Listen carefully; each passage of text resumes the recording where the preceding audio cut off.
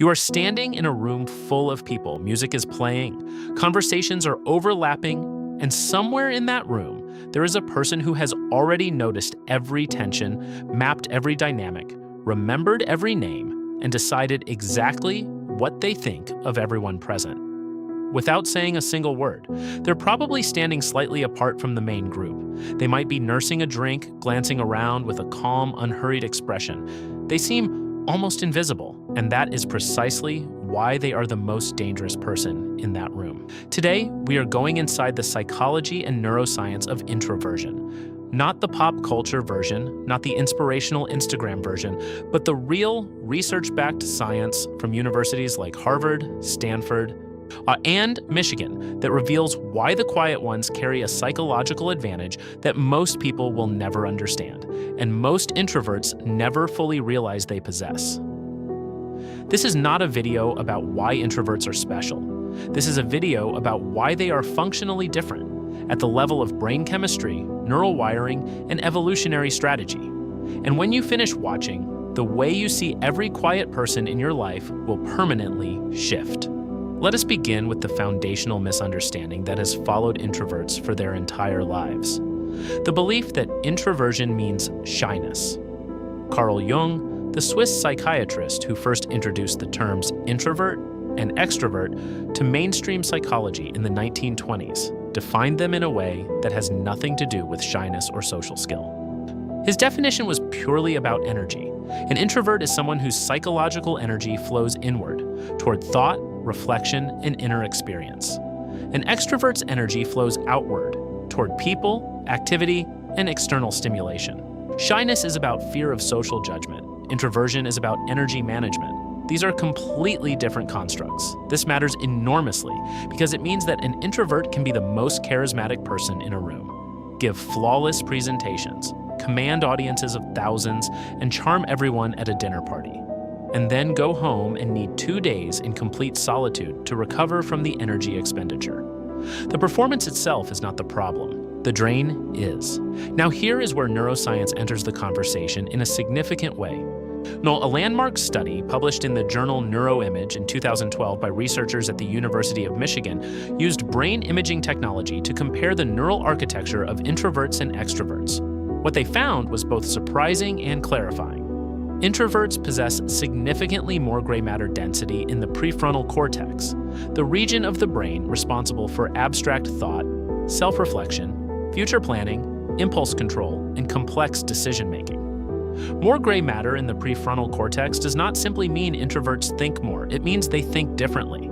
They process information with greater depth, consider more variables before reaching conclusions, and engage in what researchers call elaborative processing, turning information over and examining it from multiple angles before acting. While an extrovert's brain is optimized for rapid reaction and immediate engagement, the introvert's brain is structured for depth, precision, and strategic foresight. The practical implication is profound. In any situation requiring judgment, risk assessment, long-term thinking, or nuanced understanding, the introvert brain has a structural advantage that is not a matter of effort or practice. It is built into the architecture.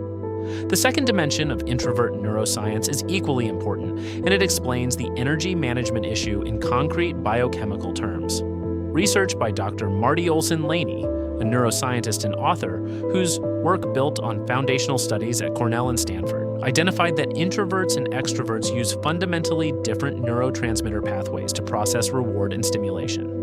And extroverts rely predominantly on the dopamine pathway, a fast-acting, external stimulus-driven system that responds to novelty, social interaction, activity, and immediate rewards.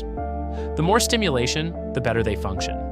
Introverts, by contrast, rely more heavily on the acetylcholine pathway. Acetylcholine is a neurotransmitter associated with focus, learning, long-term memory, and deep thought. It is activated not by external stimulation, but by reflection, solitude, and sustained concentration. This is why an introvert in a quiet environment, given time to think, often produces their most remarkable work. And it is why the same introvert in a loud, high-stimulus social environment gradually loses their edge. Their preferred neurotransmitter pathway is being suppressed while a system they are less optimized for is being forced into overdrive. When we understand this, the introvert's preference for solitude stops looking like a social deficiency and starts looking exactly like what it is, a precision instrument choosing the conditions in which it functions best. This also explains one of the most frequently misunderstood behaviors of introverts, their need for preparation. Before a major social event, an important meeting, or a critical conversation, introverts often engage in extensive mental rehearsal. People who don't understand this sometimes interpret it as anxiety or insecurity. It is neither. It is the prefrontal cortex and acetylcholine system doing exactly what they're built for, processing in advance, building models, running scenarios. By the time the introvert enters the situation, they have already lived through multiple versions of it in their mind. They arrive prepared in a way that looks to others like remarkable calm.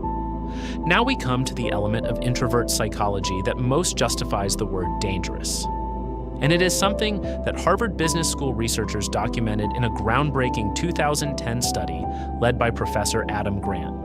The study examined leadership outcomes in organizations where teams were either proactive and idea generating or passive and instruction following. The researchers tested introverted and extroverted leaders across both team types. The results were unexpected, and with proactive teams, the kind that bring their own ideas, push back, and self-initiate, introverted leaders produced significantly higher performance outcomes than extroverted ones.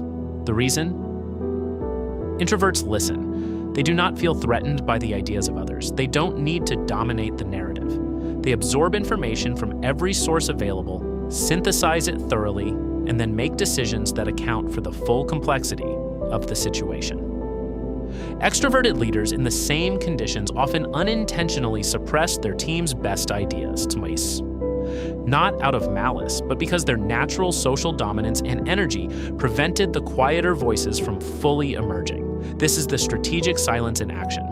Introverts are comfortable in the space that extroverts reflexively fill, and silence, in human social dynamics, is almost always informative. When a person can sit in silence without discomfort, in a negotiation, in a conflict, in a critical conversation, the other party begins to over-explain, over-justify, and reveal what they're actually thinking. The introvert collects this. They note it, they file it, they will use it precisely when it matters most. There is a reason that the most successful negotiators, the most feared interrogators, and many of history's most decisive military strategists were documented introverts. Their power was never in volume. It was in patience, in observation, in the willingness to know more than they revealed and to act at the moment of their choosing rather than in reaction to others. Oh, perhaps the most quietly devastating quality of introverts is something that rarely gets discussed in the context of psychology: their loyalty. And what happens when it is broken? Because introverts are selective by nature, limited in social energy, cautious about where they invest their trust. When an introvert chooses to fully let someone into their world, that relationship becomes something they protect fiercely. Research on introvert attachment patterns, drawing on the work of psychologist Dr. Jonathan Cheek at Wellesley College, who has studied introvert identity for over 3 decades, shows that introverts tend to form fewer but more deeply bonded relationships than extroverts. They prefer depth to breadth, intimacy to social volume. This means an introvert who trusts you has invested in you at a level that is genuinely rare. They have done the work, the slow, careful, deliberate work of deciding that you are worth the energy, that you are one of the very small number of people they have allowed past their observation post and into their interior world. And this is why the ending of trust with an introvert is so complete. When you betray an introvert, when you demonstrate through your actions that their trust was misplaced, they do not confront publicly. They don't send angry messages at 2 a.m. They don't cause a scene. The introvert's prefrontal cortex has already processed the situation from every angle by the time they respond. They have already reached their conclusion, and they simply disappear. Quietly, completely, permanently. They don't warn you, they don't give you a countdown. In one day you realize the person who knew you better than almost anyone has simply withdrawn their presence, their attention, and their investment, cleanly and without negotiation. That capacity for a precise, emotionally complete exit with no anger, no chaos, just clarity, is in its own quiet way the most formidable thing an introvert will ever demonstrate. We need to address one final dimension of introvert psychology that is both their greatest gift and their most underappreciated quality: the depth of their inner life. A comprehensive study conducted at the University of Southern California's Brain and Creativity Institute, led by neuroscientist Dr. Mary Helen Immordino Yang, examined what happens in the human brain during periods of inward reflection and self directed thought. The research found that deep inward processing, the kind introverts engage in naturally and continuously, activates neural circuits associated with empathy, moral reasoning, ethical judgment, and meaning making. It is through this inward processing that humans develop their most sophisticated understanding of both themselves and others.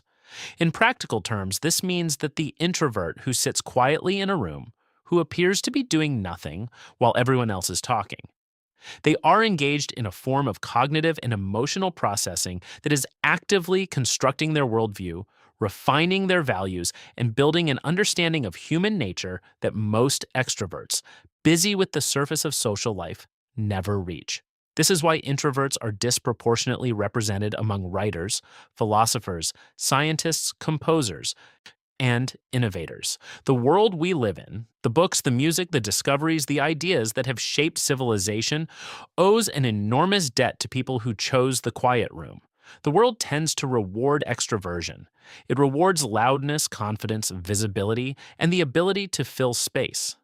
But the things that actually move the world forward, the ideas that didn't exist before someone sat alone and thought them, these come from the quiet ones. So the next time you stand in a room and notice the person who isn't competing for attention, who is watching more than talking, who seems perfectly comfortable in their own silence, pay attention. They have already been paying attention to you. They know more about the dynamics in that room than anyone else present. And they are, in the most precise and deliberate sense of the word, the most dangerous person there. Introversion is not a deficiency. It is not shyness dressed up in better language. It is a neurologically distinct profile, one characterized by structural differences in the brain, distinct neurochemical pathways, and a psychological orientation toward depth that gives certain people access to a quality of thought, patience, and strategic awareness that the noise of extroverted culture consistently overlooks and underestimates. The research from University of Michigan, Harvard Business School, Wellesley College, and USC's Brain and Creativity Institute all points to the same conclusion. Introversion, understood correctly, is not a limitation. It is a specification, a particular kind of human instrument optimized for a particular kind of excellence. If you recognize yourself in this video, if you've spent years apologizing for needing quiet, for preferring depth over breadth, for the intensity of your inner world, this is your evidence that you were never the problem. You were always the design. And if you love an introvert, or if there is someone in your life who goes quiet at parties, who needs days to recover from social events, who gives their trust slowly but completely, understand what that trust costs them and what it means when they give it to you. Drop a comment below and tell us, are you an introvert, and has anyone in your life ever truly understood what that means?